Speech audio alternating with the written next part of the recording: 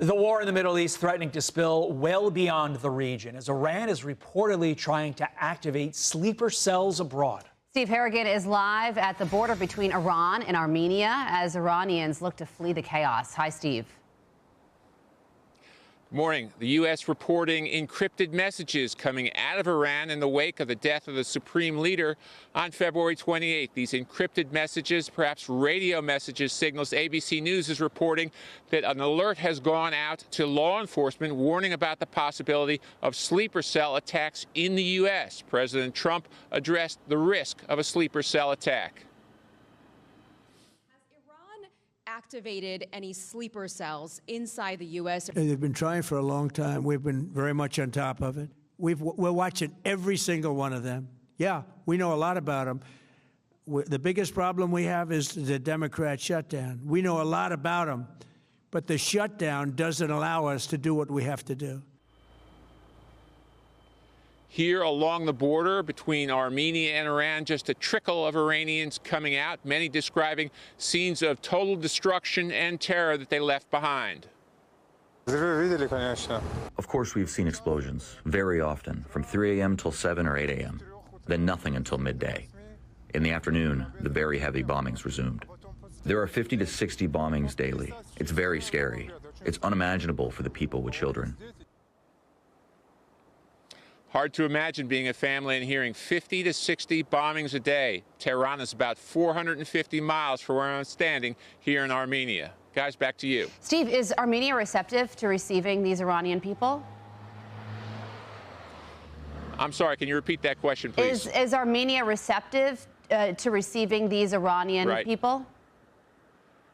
Definitely. Right now, it's just a trickle, but keep in mind, this could turn into a flood. It's one of the only open working borders. Armenia is one of those rare countries that has good relations with all the people around it, with Iran, with Russia, with the West. So it's an open border, and it could get very busy here down the line. Steve Harrigan live for us. Steve, thank you. With that, let's bring in national security and military analyst Dr. Rebecca Grant. Dr. Grant, seems like now would be a great time for the Democrats to no longer stop the prevention of funding for DHS.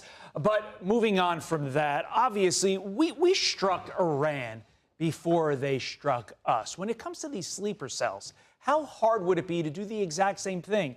Prevent these sleeper cells in our country, in other allied nations, from striking before they got to us first? The sleeper cells, or as the intel community calls it, covert lethal activities. And FBI, DOJ, intel community, DHS, they are all over it. And they actually have prevented some attacks in the past.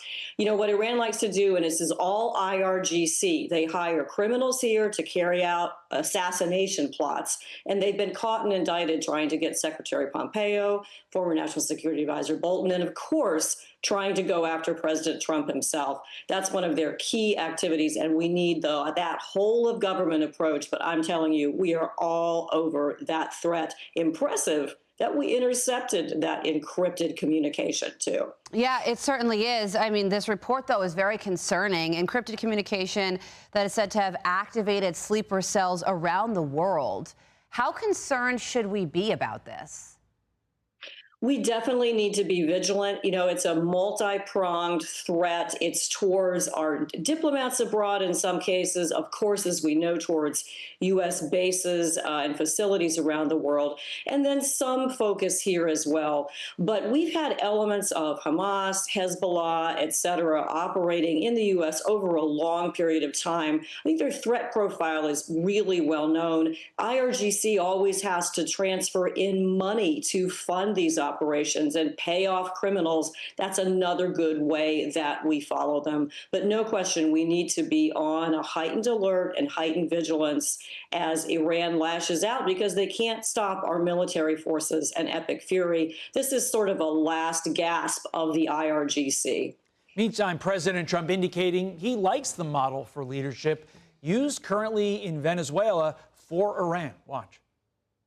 I like the idea of internal, because it works well. I mean, I think we've proven that so far in Venezuela. I would like to see people that are inside go. Now, they talk about the son of the Shah. They talk about other people, but, hasn't been there in many, many years.